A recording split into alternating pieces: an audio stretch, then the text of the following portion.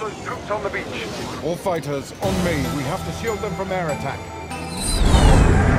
Troop reinforcements! Here we go!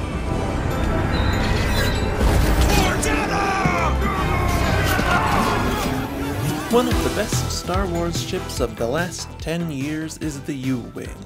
This transport from Rogue One matches the original trilogy aesthetic so well that some fans forget that it hasn't been with us the entire time. Let's take a look at this fantastic ship. I'm Joey from Radio Free Coruscant, and this is the U-Wing.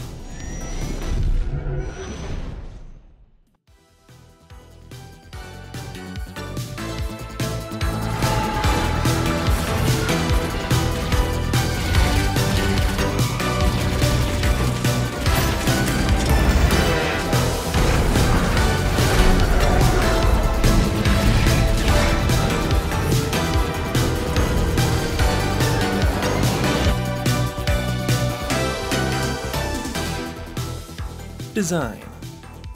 The Incom UT-60D U-Wing support craft was a starfighter, transport, and gunship manufactured in the early years of Imperial rule.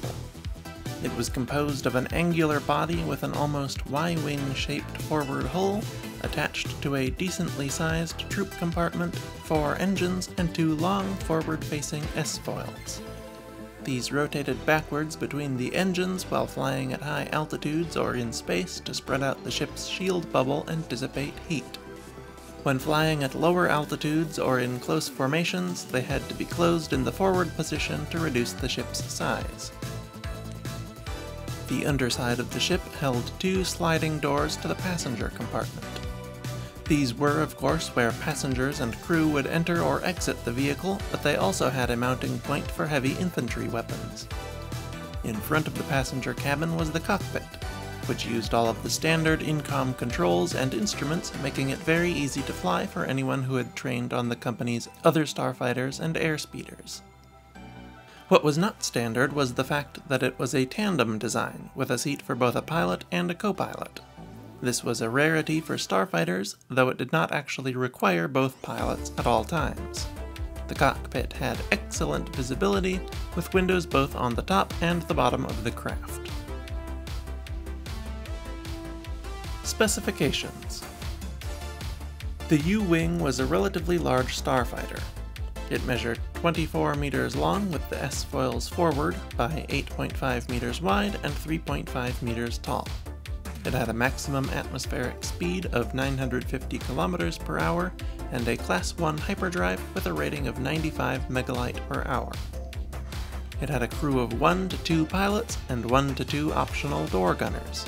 It could carry 8 passengers and 2 weeks of consumables, as well as a small amount of cargo.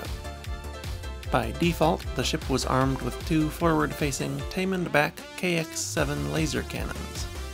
The door mounts were most commonly fitted with Blastech Roba M45 repeating ion blasters, though other heavy infantry weapons like the E-Web could likely be mounted as well. Despite these impressive specifications and equipment, the U-Wing only cost 65,000 credits. History. The U-Wing was one of the last ships produced by Incom before the company was nationalized by the Empire. Its production run was never completed, making it a somewhat rare ship. Fortunately, Senator Bail Organa was able to manipulate Senate records to cause a shipment of U-Wings to get lost so that the Rebel Alliance could retrieve them.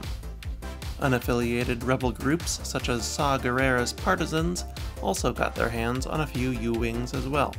Rebel U-Wings were present for numerous key moments in the early rebellion.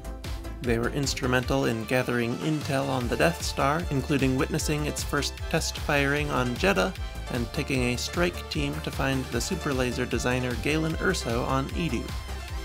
The U-Wings of Blue Squadron were present for the Battle of Scarif, where the Death Star plans were stolen by the rebels. Later in the war, they were also used to secure Imperial assets after the Battle of Endor and deliver troops to many battles.